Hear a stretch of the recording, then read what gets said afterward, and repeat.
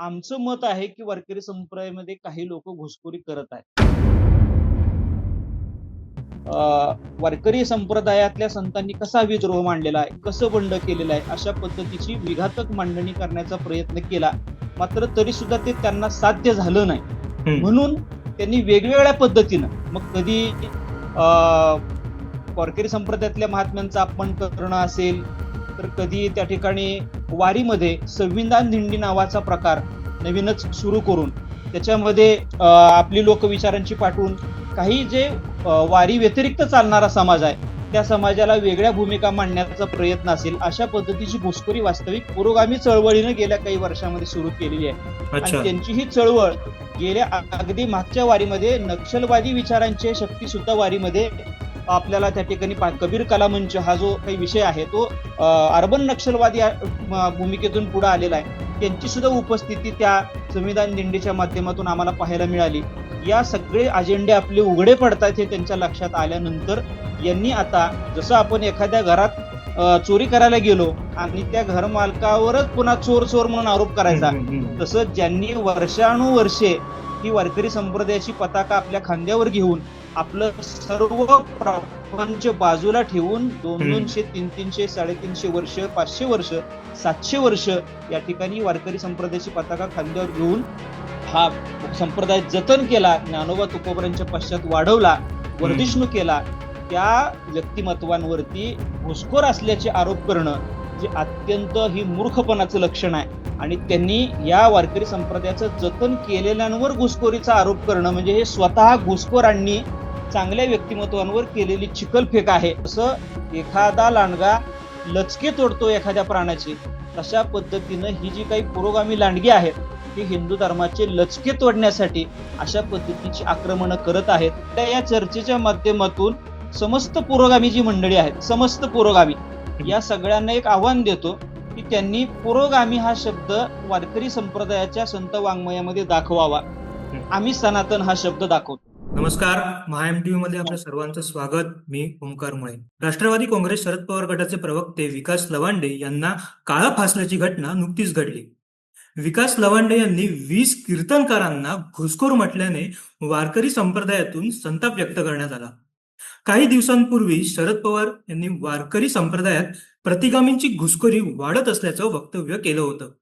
एकंदरीतच वारकरी संप्रदायास कुठेतरी लक्ष करण्याचा प्रयत्न होताना वारंवार दिसतोय. याविषयी बोलण्याकरिता रामकृष्ण वीर महाराज आज थेट पंढरपूरहून आपल्यासोबत जोडले गेलेत. नमस्कार महाराज. नमस्कार. रामकृष्ण हरी. वारकरी संप्रदायाचा इतिहास हा सामाजिक समरसता आणि बंधुभावाचा आहे. एकंदरीतच वारकरी संप्रदायावर आज होत असलेल्या या टीकेकडे आपण कसं पाहता? मी आपलं या ठिकाणी सर्वप्रथम खूप मनापासून धन्यवाद व्यक्त करतो. गेल्या काही दिवसापासून वारकरी संप्रदायावर जी वेगवेगळ्या पद्धतीनं चिखलफेक होते आणि त्या दृष्टीनं वारकरी संप्रदायाची नेमकी भूमिका काय आहे, वारकरी संप्रदायाचा एकूणच व्यापक दृष्टिकोन काय आहे, हे समाजापुढे येणं गरजेचं आहे आणि ते आपल्या माध्यमातून पुढे येतं याचा आम्हाला व्यक्तिशः आनंद आहे. वारकरी संप्रदायाची ही वैश्विक व्यापक भूमिका जी आहे त्याच्यामध्ये विचार आपण जर केला तर वारकरी संप्रदायामध्ये यारे यारे लहान थोर याती भलती नारी नर म्हणजे अगदी स्त्री आणि पुरुष हा सुद्धा भेद मानायचा नाही. इथपर्यंतची ती अद्वैत वेदांत तत्वज्ञानाची ती परंपरा आहे. आता आपण वारीच्या वाटेवर जर पाहिलं तर प्रत्येक व्यक्तींना माऊली म्हणून हाक मारली जाते. अशा पद्धतीने ती व्यापक आणि वैश्विक भूमिका त्या ठिकाणी एकच म्हणून सगळ्यांकडे पाहिलं जातं. मात्र हे करत असताना सुद्धा एक या ठिकाणी नम्रपणे सांगायला आवश्यक गोष्ट आहे ती म्हणजे की हे असताना सुद्धा वारकरी संप्रदाय जो आहे तो वारकरी संप्रदाय हा हिंदू धर्मातील एक उपासनेचा पंथ आहे हे कुठलीही पद्धतीनं विसरता कामा नये. कारण हिंदू धर्मामध्ये अनेकविध उपासनेचे पंथ आहेत. कोणी वैष्णव पंथ आहे, शैव पंथ आहे, वेगवेगळ्या उपासनेचे वेगवेगळे पंथ आहेत. त्यानुसार वारकरी संप्रदायातला वैष्णवांचाच पंथ म्हणजेच भागवत पंथ अर्थात वारकरी संप्रदाय हा वारकरी संप्रदाय वैदिक सनातन हिंदू धर्मातला वैष्णव उपासनेचा हा पंथ आहे. म्हणून आम्ही स्वतःला वैष्णववीर असं देखील या ठिकाणी म्हणत असतो. बरोबर. त्यामुळं वारकरी संप्रदायामध्ये कुठल्याही पद्धतीचे भेदाभेद या ठिकाणी असण्याचं काही कारण नाही. अनेक शेकडो वर्षापासून ही हजारो वर्षापासून चालत आलेली परंपरा आहे. मात्र या परंपरेला गालबोट लावण्यासाठी काही विघातक शक्ती की ज्यांना आपण जर वारकरी संप्रदायाचा इतिहास पाहिला, ज्ञानोबारायांची आणि नामदेवरायांची तीर्थयात्रा हा इथला महत्वाचा प्रसंग आहे. ज्या काळामध्ये उत्तर हिंदुस्थानामध्ये मुघलांची मोठ्या प्रमाणामध्ये आक्रमण चालू होती, त्या ठिकाणी मंदिरांची तोडफोड झालेली होती. त्यावेळेला ते आक्रमण आपल्या महाराष्ट्रामध्ये आणखी आलेलं नव्हतं. त्यावेळेला आपल्या इथं देवगिरीच्या राजाचं राज्य होतं असं ज्ञानेश्वर ज्ञानोबारायांनी त्यांच्या ज्ञानेश्वरीमध्ये देखील म्हटलेलं आहे. तो काळ ज्ञानोबारायांनी आणि नामदेवरायांनी त्या ठिकाणी पाहिला आणि त्यांच्या असं लक्षात आलं की आपल्याला आपल्या समाजाला एकत्र ठेवणं बांधून गरजेचं आहे. आपला जो समाज जातीमध्ये विभागलेला आहे तो सुद्धा एकत्र एका भागवत धर्माच्या झेंड्याखाली एकत्र आणणं गरजेचं आहे. त्याच्यामुळं या संपूर्ण जाती व्यवस्थेला एकत्र करून ज्ञानोबारायांनी आणि नामदेवरायांनी हा समतेचा झेंडा या महाराष्ट्राच्या भूमीमध्ये रोवला आणि सर्व जाती धर्मांना एकत्र करून या ठिकाणी वारकरी संप्रदाय स्थापन झाला. मात्र हे जर आपण पाहिलं तर ही उपासना पाठीमाग आदि शंकराचार्यापर्यंत जाते. पंढरीचे पहिले वारकरी म्हणून आदि शंकराचार्य असतील ते थेट भगवान शंकरापर्यंत आपण वारकरी संप्रदायाचा पहिला वारकरी म्हणून नेण्याचा मान आपण त्या ठिकाणी अभ्यासला जातो. हे सगळं पाहताना आपल्याला असं लक्षात येतं की वारकरी संप्रदाय हा कुठलाही जाती धर्म मानत म्हणजे भेद मानत नसला तरी सुद्धा तो हिंदू धर्माचा एक अविभाज्य घटक आहे. आणि ज्या वेळेला इतर धर्मातील सर्व व्यक्ती यांना दरवाजे उघडे आहेत, इथं आल्यानंतर यांना या भक्तीच्या उपासनेचा पंथ मोकळा आहे.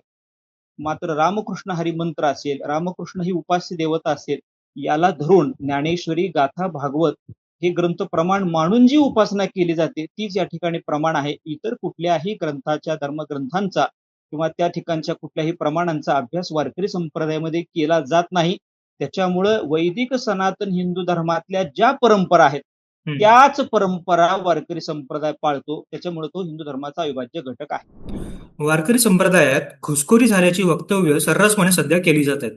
तर एक वारकरी म्हणून तुम्ही याकडे कसं पाहता? अत्यंत ही वेदनादायी गोष्ट आहे. वास्तविक पाहता असं आहे की आमचं मत आहे की वारकरी संप्रदायामध्ये काही लोक घुसखोरी करत आहेत. गेल्या 10 ते 15 वर्षापासून, त्यातल्या त्यात 7 ते 8 वर्षापासून आणि गेल्या आणखी 2-3 वर्षामध्ये आणखी प्रकर्षानं जी काही या महाराष्ट्रामध्ये पुरोगामी नावाची चळवळ, आता वास्तविक पाहता आपण जर त्याचा शब्दकोशी पुरोगामी शब्दाचा अर्थ पाहिला तर तो पुढारलेल्या विचारांचा असा सर्वसाधारण अर्थ आहे. आधुनिकतेची कास धरून चालणारा तो विचार आहे. मात्र या विचारांना कुठंतरी चुकीच्या लोकांचा स्पर्श झाल्यामुळं पुरोगामित्व म्हणजे नास्तिकवाद, पुरोगामित्व म्हणजे ईश्वराचं अस्तित्व नाकारणे, पुरोगामित्व म्हणजे विद्रोह, पुरोगामित्व म्हणजे बंड, अशा पद्धतीची भूमिका या लोकांनी मांडण्याचा प्रयत्न केला. मात्र याला या महाराष्ट्राच्या भूमीमध्ये कुठेही थारा मिळाला नाही. कारण ही भूमी ही संतांची भूमी आहे. ही पंतांच्या पदस्पर्शाने पावन झालेल्या भूमीत त्यांना थारा मिळत नाही. त्यावेळेला त्यांनी असा प्रयत्न केला. या संतांच्या विचारांचा उपयोग करून आपण समाजाला असं दाखवूया की संतांनी जे सांगितले तेच आम्ही सांगतोय, म्हणजे काही लोक भ्रमित होईल. आणि निश्चित या लोकांनी थोडीफार जी घुसखोरी केलेली आहे की ती संतांच्या नावाने केलेली, काही निवडक अभंग आहेत त्याच्यातल्या थोड्याफार ओव्या यांना निवडून त्यांनी वारकरी संप्रदायातल्या संतांनी कसा विद्रोह मांडलेला आहे, कसं बंड केलेलं आहे, अशा पद्धतीची विघातक मांडणी करण्याचा प्रयत्न केला. मात्र तरी सुद्धा ते त्यांना साध्य झालं नाही. म्हणून त्यांनी वेगवेगळ्या पद्धतीनं, मग कधी वारकरी संप्रदायातल्या महात्म्यांचा अपमान करणं असेल, तर कधी त्या ठिकाणी वारीमध्ये संविधान दिंडी नावाचा प्रकार नवीनच सुरू करून त्याच्यामध्ये आपली लोकविचारांची पाठवून काही जे वारी व्यतिरिक्त चालणारा समाज आहे त्या समाजाला वेगळ्या भूमिका मांडण्याचा प्रयत्न असेल, अशा पद्धतीची घुसखोरी वास्तविक पुरोगामी चळवळीनं गेल्या काही वर्षामध्ये सुरू केलेली आहे. आणि त्यांची ही चळवळ गेल्या अगदी मागच्या वारीमध्ये नक्षलवादी विचारांची शक्ती सुद्धा वारीमध्ये आपल्याला त्या ठिकाणी कबीर कला मंच हा जो काही विषय आहे तो अर्बन नक्षलवादी भूमिकेतून पुढे आलेला आहे. त्यांची सुद्धा उपस्थिती त्या संविधान दिंडीच्या माध्यमातून आम्हाला पाहायला मिळाली. या सगळे अजेंडे आपले उघडे पडतात हे त्यांच्या लक्षात आल्यानंतर यांनी आता जसं आपण एखाद्या घरात चोरी करायला गेलो आणि त्या घर मालकावरच पुन्हा चोर चोर म्हणून आरोप करायचा, तसं ज्यांनी वर्षानुवर्षे ही वारकरी संप्रदायाची पताका आपल्या खांद्यावर घेऊन आपलं सर्व प्रपंच बाजूला ठेवून 200-200, 300-300, 350 वर्ष, 500 वर्ष, 700 वर्ष या ठिकाणी वारकरी संप्रदायाची पताका खांद्यावर घेऊन हा संप्रदाय जतन केला, ज्ञानोबा तुकोबांच्या पश्चात वाढवला, वर्धिष्णू केला, त्या व्यक्तिमत्वांवरती घुसखोर असल्याचे आरोप करणं जे अत्यंत ही मूर्खपणाचं लक्षण आहे. आणि त्यांनी या वारकरी संप्रदायाचं जतन केलेल्यांवर घुसखोरीचा आरोप करणं म्हणजे हे स्वतः घुसखोरांनी चांगल्या व्यक्तिमत्वांवर केलेली चिखलफेक आहे. आणि तसं जर पाहायला गेलं तर सूर्यावरती आपण जर थुंकलो तर ती थुंकी आपल्याच अंगावर उडणार आहे. तशा पद्धतीनं वारकरी संप्रदायामध्ये कोण घुसखोर आहेत आणि कोण या वारकरी संप्रदायाला सांभाळणारे आहेत हे या सामान्य वारकऱ्याला माहीत असल्यामुळं हे यांच्याच लवकर अंगलट येणार आहे, येत्या काळामध्ये लक्षात येईल. वारकरी संप्रदाय हा सनातन धर्मापेक्षा वेगळा आहे असं बऱ्याचदा म्हटलं जातं आणि हे जाणीवपूर्वक काही जणांकडून ठसवून सुद्धा हिंदू समाजात फूट पाडण्याचं एक वेगळं षडयंत्र निर्माण केलं जातं. तर ह्याच्याबद्दल तुम्ही काय सांगाल? हे बघा कसं आहे, आता गेल्या काही काळामध्ये जर आपण पाहिलं जसा वारकरी संप्रदाय हा उपासना पंथ आहे, तसे अनेक विविध उपासना पंथ आहेत. मात्र त्या उपासना पंथांना म्हणावं त्या प्रमाणामध्ये यश आल्याचं दिसून येत नाही. कारण काय आहे की वारकरी संप्रदायाची सोपी उपासना पद्धती आहे. सोपे वर्म आम्हा सांगितले संती टाळ दिंडी हाती घेऊन नाचा, किंवा अगदी आपल्या हिंदू धर्मामध्ये मोक्ष नावाची संकल्पना आहे. त्यावेळेला त्यांनी काय सांगितलं, मुखी नाम हाती मोक्ष, ऐशी साक्ष बहुतांची. म्हणजे तुम्ही फक्त नामस्मरण करा आणि मोक्ष घ्या. किंवा ज्ञानोबा सांगतात की येस येथं मोक्ष असे आयता श्रवणाची माझी. फक्त तुम्ही चांगली कथा कीर्तन ऐकली तरी सुद्धा तुम्ही मोक्षाला प्राप्त असाल. पंढरीचे वारकरी ते अधिकारी मोक्षाचे. म्हणजे इतक्या सोपा पद्धतीनं सुद्धा याची देही याची डोळा भोगू मुक्तीचा सोहळा ही वारकरी संप्रदायानं सांगितलेली संकल्पना सर्वसामान्य लोकांना पटण्यासारखी, रुजण्यासारखी असल्यामुळं लोकांचा या पंथाकडे येण्याचा जो ओढा आहे तो मोठ्या प्रमाणात वाढलेला आहे. आणि सध्या जो काही आपल्याला हिंदू धर्माचा एक चांगला किंवा वैश्विक व्यापक स्वरूप जर आपल्याला पाहायचं असेल तर ते वारकरी संप्रदाय म्हणून आपल्याला पाहता येतं. मात्र मग ज्या वेळेला या धर्मावरती अनेक युगांपासून हल्ले होत आलेले आहेत की हा धर्म नष्ट करण्याचा अनेकांनी प्रयत्न केलेला आहे. मात्र सनातन अर्थात हा नित्य नूतन म्हणजे कधीच न संपणारा असा हा साक्षात भगवंताने निर्माण केलेला हा धर्म असल्यामुळं याच्यावरती वारंवार हल्ले होत असले तरी सुद्धा वारकरी संप्रदायासारखे जे काही पंथ आहेत ते या धर्माला कधीही संपू देत नाही, ही या लोकांची पोटदुखी आहे.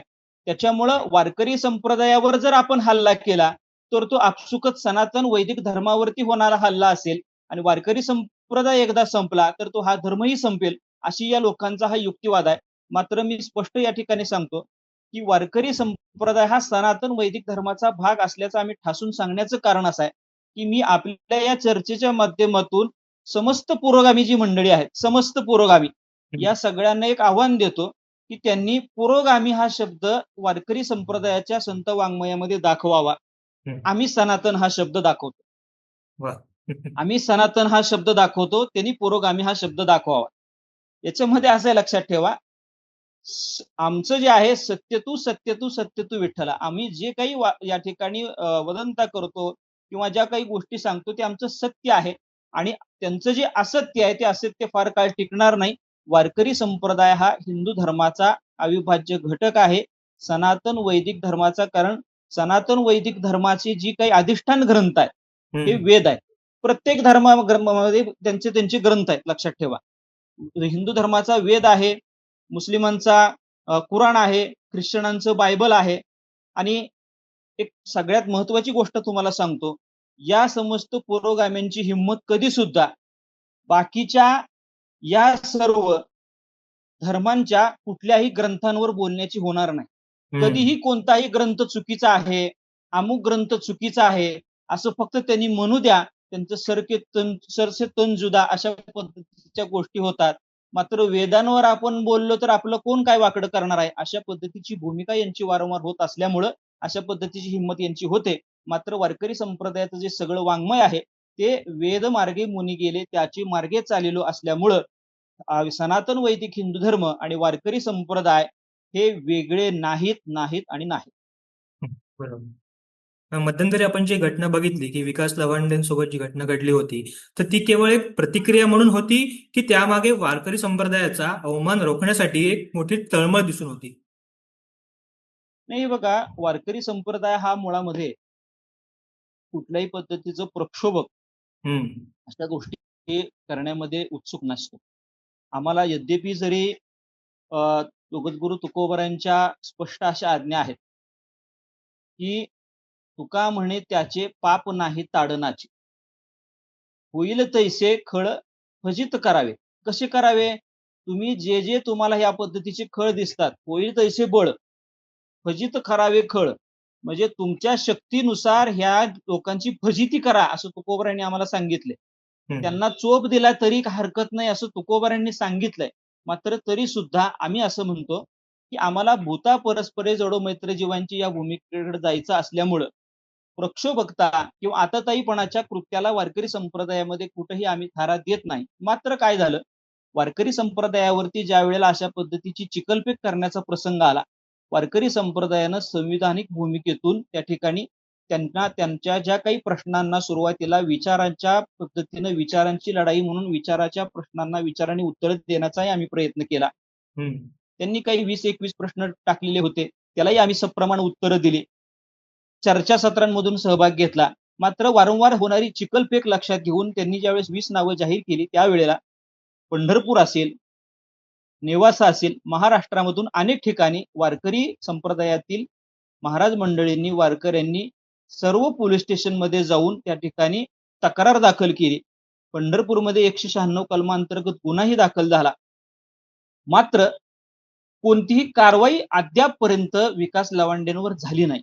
आज या महाराष्ट्रामध्ये जर कोणी सर्वसामान्य समाजाला शांततेचं आव्हान करत असेल किंवा जो काही धर्माचरण असेल ते वारकरी संप्रदायाने टिकून ठेवलेला आहे आणि त्या संप्रदायावर असे हल्ले होत असताना सुद्धा प्रशासन किंवा हा हल्ला म्हणजे एक समाजामध्ये दुही निर्माण करण्याचा प्रयत्न आहे.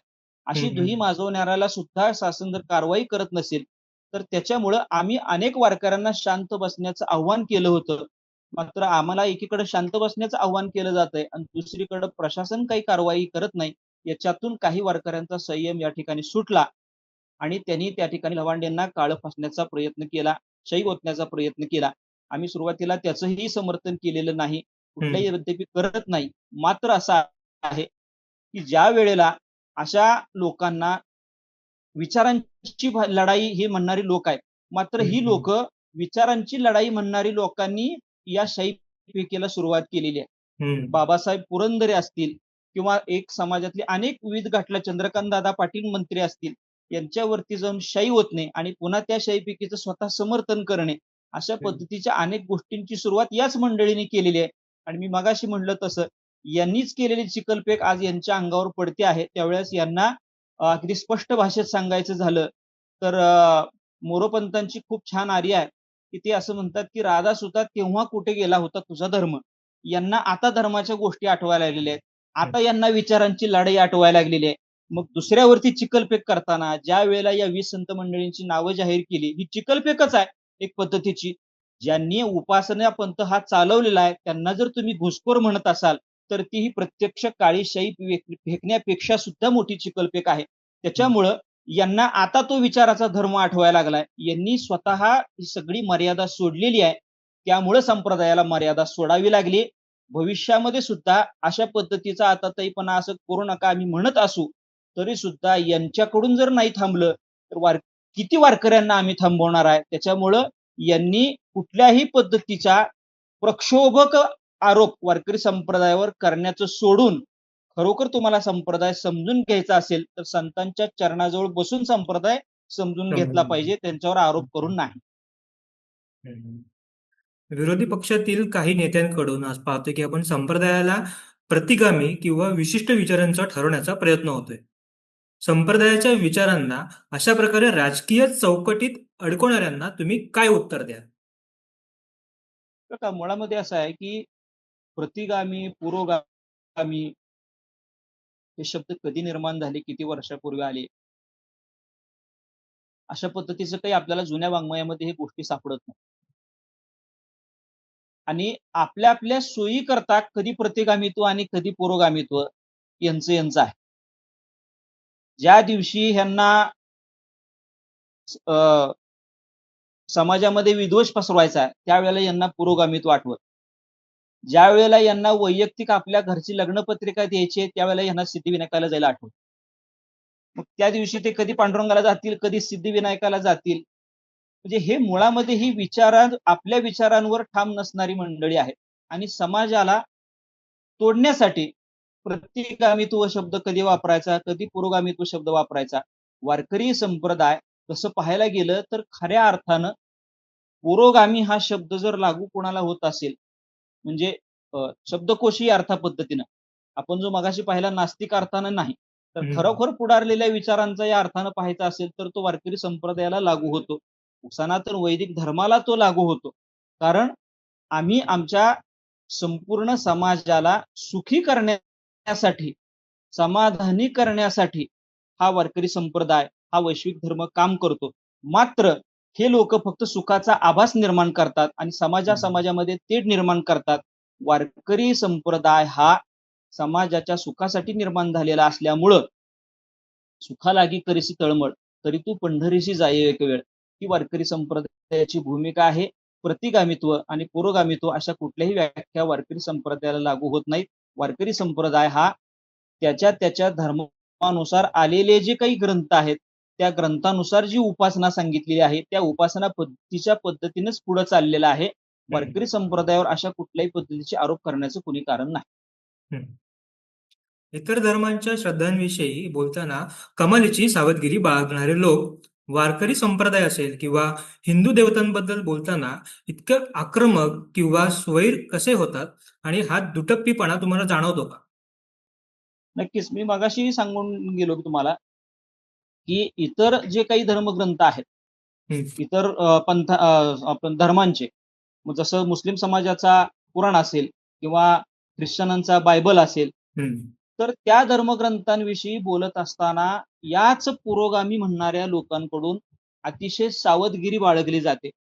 त्याच वेळेला हिंदू धर्माचे जे काही धर्म आहेत, वेद असतील, उपनिषद असतील, यांच्यावरती मात्र अत्यंत अश्लाघ्य भाषेमध्ये टीका टिप्पणी केली जाते. नवे इथपर्यंत म्हटलं जातं की संतांना वेदच मान्य नाही किंवा अगदी मनुवादाचे आरोप असतील. या पद्धतीचे जे आरोप आहेत हे त्यांच्या कुठेतरी अभ्यास नसण्याचं लक्षण आहे. कारण ज्ञानेश्वरीच्या पहिल्या ओवीमध्ये ज्ञानोबा असं म्हणतात, ओम नमोजी आद्या वेद प्रतिपाद्या, वेदानं प्रतिपादन केलेला परमात्मा, त्याची मी या ठिकाणी आराधना करतो, असं ज्ञानोबा जर सुरुवातीला म्हणत असतील. आणि पुढे जाऊन अनेक ठिकाणी वेदाच्या अनुषंगाने ज्ञानोबांनी वक्तव्य केलेली आहेत. तुकोबारांनी वेदात, किंवा अगदी तुम्हाला सांगायचं झालं तर तुकोबार असं म्हणतात, वेद निंदितो चांडाळ, अशा पद्धतीची व्याख्या ठिकाणी वापरली आहे. किंवा जो वेदाची निंदा करतो त्याचं तुम्ही तोंड सुद्धा पाहू नका, अशा पद्धतीची आज्ञा वारकऱ्यांना संतांनी सांगितलेली आहे. त्याच्यामुळं यांच्या मनामध्ये केवळ हिंदू धर्माचा द्वेष आहे आणि हे द्वेष करत असताना हा द्वेष फक्त हिंदू धर्माचा, वारकरी संप्रदायाचा आहे. वारकरी संप्रदाय संपला की हिंदू धर्म संपतो, ही ठाम समजूत त्यांच्या मनामध्ये झाली असल्या कारणानं ते कुठेतरी पुरोगामित्वाच्या एका मुखवट्याच्या खाली वारकरी संप्रदायावर वारंवार आक्रमण करतात आणि याच्यातून त्यांचा राजकीय अजेंडा सुद्धा असण्याची शक्यता नाकारता येत नाही. वारकरी संप्रदायाची ताकद ही खरी भक्ती आहे, पण आता त्या भक्तीला शक्तीची जोड देऊन अशा प्रकारे होणाऱ्या अवमानांना प्रतिकार करण्याची गरज आज खरंच भासली आहे का? खरंच गरज निर्माण झाली आहे? वारकरी संप्रदायामध्ये मुळात तुकोबारांनी आम्हाला सांगताना सांगितलं की आम्हा घरी धन शब्दाचीच रत्ने, शब्दाचीच शस्त्रे यत्ने करू. आम्हाला किंवा तुकोबारांनी धर्माचे पालन करणे, पाखंड खंडन हेचे आम्हा करणे काम, बीज वाढवावे नाम, हे सांगत असताना तुकोबार म्हणतात, तीक्ष्ण उत्तरे हाती घेऊन बाण फिरे. या लोकांना सरळ मऊ आणि शब्दामध्ये सांगून कळत नाही. यांना तिखट अशा पद्धतीचे शब्द वापरून तुम्ही त्यांना त्यांची जागा दाखवली पाहिजे. या लोकांचं वारंवार खंडन करून काय होतं, या लोकांमुळे ज्यांनी वारकरी संप्रदायाचे सगळे ग्रंथ वाचलेले आहेत त्यांच्यावरती यांच्या कुठल्याही भाषणाचा परिणाम होत नाही. मात्र जे काही वारकरी संप्रदायामध्ये नवीन आलेले साधक आहेत किंवा ज्यांना वारकरी संप्रदायाविषयी आकर्षण आहेत असा हिंदू धर्मातला जो समाज आहे, त्या समाजाचा कुठंतरी बुद्धिभेद करण्याचा प्रयत्न या लोकांकडून वारंवार होत असतो. आणि हा बुद्धिभेद जर आपण नाही थांबवू शकलो तर भविष्यामध्ये आपल्या धर्माचं, वारकरी संप्रदायाचं मोठं नुकसान होणार आहे याची 100% जाणीव संप्रदायाला असल्यामुळं अशा लोकांचा आपण म्हणता त्या पद्धतीनं जसं भक्ती आहे तशा पद्धतीनं शक्तीचा सुद्धा वापर करून या लोकांना थांबवणं. मग शक्ती म्हणजे काय आहे? आमच्याकडं वारकरी संप्रदाय हा संविधानाला मानणार आहे. संविधानाची शक्ती वापरून सुद्धा आम्ही अशा लोकांचा बंदोबस्त करू शकतो जे समाजामध्ये या ठिकाणी विद्वेष निर्माण करण्याचा प्रयत्न करत आहेत.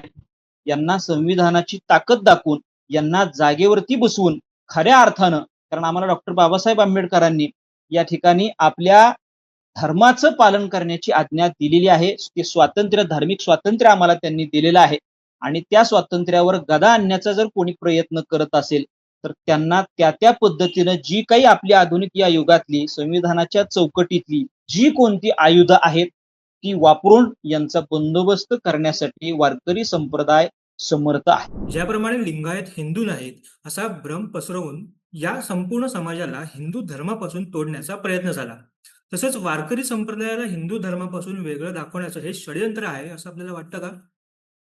नक्की हा अतिशय महत्वाचा प्रश्न आहे. पण लक्षात घ्या, गेल्या काही काळामध्ये हिंदू धर्मामधलेच अनेक जे काही भाग आहेत ते आपापल्या, जसं काही सुरुवातीला पंथ निर्माण झाला, उपासनेचा पंथ निर्माण झाला, मात्र पुढे तो पंथाचा अभिनिवेश वाढल्यामुळं त्यांनी तो स्वतंत्र धर्म म्हणून त्या ठिकाणी स्थापन केला. की जसं आपण या ठिकाणी शिखांच्या बाबतीत सुद्धा म्हणू शकतो, धर्माचा अविभाज्य घटक आहे. मात्र नंतरच्या काळामध्ये पंथाचा अभिनिवेश वाढल्यामुळे स्वतंत्र धर्माची घोषणा या ठिकाणी भविष्यामध्ये ती निर्माण झाली. आता वास्तविक पाहता शीख हे सुद्धा हिंदू धर्माचा अविभाज्य घटक आहेत. बौद्ध सुद्धा हिंदू धर्माचे अविभाज्य घटक आहेत आम्ही असं मानतो. कारण बौद्ध हा सुद्धा एक हिंदू धर्माची विचारधारा आहे. हिंदू धर्मामध्ये सर्व प्रकारच्या विचारधारांना स्थान आहे. चारवाकापर्यंत सर्वांना आम्ही विचार म्हणून स्वीकारलेला आहे. मात्र हे हिंदू धर्माचे अविभाज्य घटक आहेत. यांनी कुठंही हिंदू धर्मापासून विलग आणि वेगळं होऊ नये अशा पद्धतीची आमची भूमिका आहे.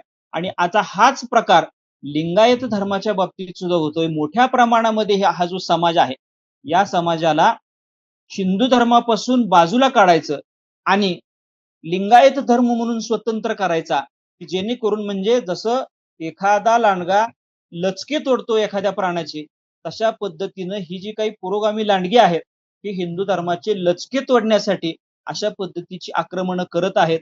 वारकरी संप्रदायाला सुद्धा म्हणायचं, भागवत धर्म तुमचा हिंदू धर्मापासून वेगळा आहे, लिंगायत धर्म वेगळा आहे. म्हणजे जसं आपण असं म्हणतो की वेगवेगळे तुकडे तुकडे करून हिंदू धर्माची जसं देशाची फाळणी केली तशी या धर्माची फाळणी करण्याचे गंभीर प्रयत्न या लोकांकडून चालू आहेत. मात्र आम्हाला विश्वास आहे की अनेक अब्दाली येऊन गेले, गजनी येऊन गेले, औरंगजेब येऊन गेले, पण हा धर्म अजूनही शिल्लक आहे.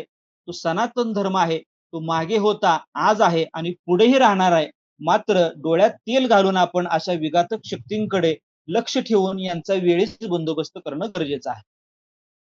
पण मुलाखतीच्या शेवटाकडे आलोय आणि एकत्रित वारकरी संप्रदायाला उद्देशून हा प्रश्न म्हणता येईल आपल्याला की आषाढीच्या वारीत, गेल्या काही वारी झाल्या आपल्या, त्या आषाढीच्या वारीत वारकऱ्यांमध्ये जाती धर्म परंपरेवरून विष पेरणी करण्याचा प्रयत्न झाला होता. तेव्हा अशा विघातक शक्तींना वारकरी समुदायाने बळी पडू नये म्हणून तमाम संप्रदायाला आपण काय आवाहन कराल आणि नेमकी कोणती खबरदारी घ्यायला हवी? हे बघा, वारकरी संप्रदायामध्ये असं आहे की वारकरी संप्रदायाची जर आपण एकूण आता संख्या पाहिली तर ती प्रचंड मोठ्या प्रमाणामध्ये वाढलेली आहे.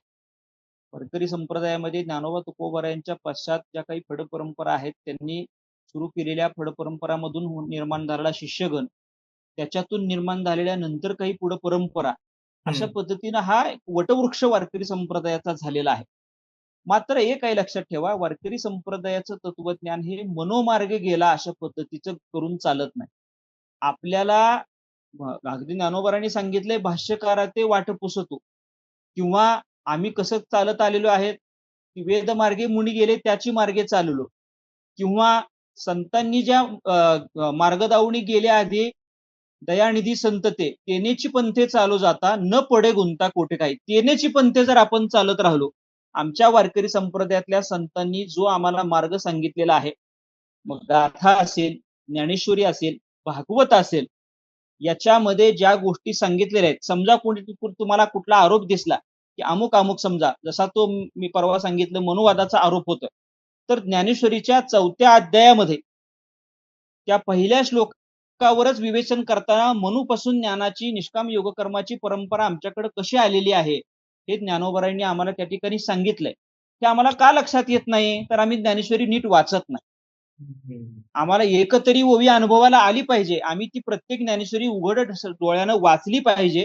त्याच्यामुळं सध्या वारकरी संप्रदायातल्या सर्व आमच्या वारकऱ्यांनी अगदी डोळे तपासून आमचं सगळं वाङ्मय नीट वाचलं पाहिजे. या लोकांनी जर आरोप कुठले केले तर अशा पद्धतीचे आरोप खरे आहेत का हे आपल्या संत वाङ्मयामध्ये तपासलं पाहिजे. अशा लोकांना कुठल्याही पद्धतीचं बळी नाही पडले पाहिजे. आणि हे जर बळी तुम्हाला पडायचं नसेल तर कुठंतरी आपण मूळ परंपरांशी जोडले गेलेलो असलं पाहिजे. वारकरी संप्रदायामध्ये आपण ज्यावेळेला कुठल्याही फड परंपरांशी जोडलेलो नसू, कुठंतरी आपण या मूळ गुरु परंपरेशी जोडलेलो नसू, तर मग आपल्याला या बाहेरच्या लोकांनी सांगितलेल्या गोष्टीमुळे बुद्धिभेद होतो.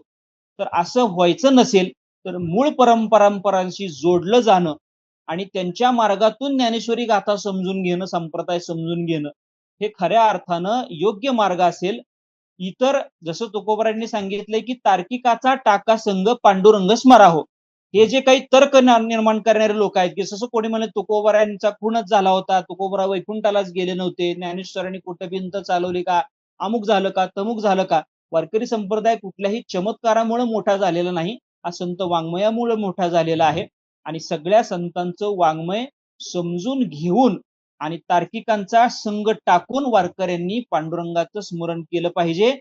आम्हाला तुकोबारांनी एकच मंत्र सांगितला, लक्षात ठेवा, अगदी समारोपाकडे मी सांगतो. तुकोबाराय असं म्हणतात की वेद अनंत बोलिला, अर्थ इतुकाची साधिला, विठोबाशी शरण जावे, निज निष्ठा नाम घ्यावे. वेदांनी आम्हाला अनेक गोष्टी सांगितल्या, परंतु आम्हाला काय लक्षात घ्यायचंय की विठोबाला शरण जायचं आणि निजनिष्ठेने नाम घ्यायचं. पुरोगामी चळवळ किती जरी आम्हाला विद्रोह बंड शिकवत असली ती विठोबाला शरण जा असं म्हणत नाही. ती ईश्वर निष्ठांची मांदियाळी नाही. आमचे सगळे संत किती जरी प्रक्षोभक बोलले तरी ते ईश्वराला, भगवंताला, विठोबाला शरण जा म्हणतात. एवढ्याच गोष्टीवरनं जो ईश्वराला शरण जा म्हणत नाही तो पुरोगामी नास्तिक आहे, आणि जो ईश्वराला शरण जा म्हणतो तो आमचा संत आणि आस्तिक आहे. या भूमिकेतून येत्या काळामध्ये वारकऱ्यांनी आपल्या पुढच्या भूमिका ठरवणं गरजेचं आहे. निश्चितच. म्हणजे एकंदरीतच महाराजांनी जे आपल्याला आवाहन केलंय, एकंदरीत वारकरी संप्रदायाला जे आवाहन केलंय, त्यातून अशा ज्या विरोधी भूमिका घेणारे जे काही लोक आहेत, ज्या विरोधी शक्ती आहेत, तर त्यांना कसं सामोरं जावं आणि अशा त्यांच्याकडून होणाऱ्या आरोप प्रत्यारोपांना कशा पद्धतीनं आपण तोंड द्यावं हे यातून आपल्याला कळते. धन्यवाद महाराज, आपण वेळात वेळ काढून आपल्यासोबत संवाद साधलात. व्हिडिओ कसा वाटला हे आम्हाला कमेंट करून नक्की कळवा. व्हिडिओ आवडल्यास आमच्या फेसबुक पेजला लाईक आणि युट्यूब चॅनलला सबस्क्राईब करायला विसरू नका. तुर्तास धन्यवाद.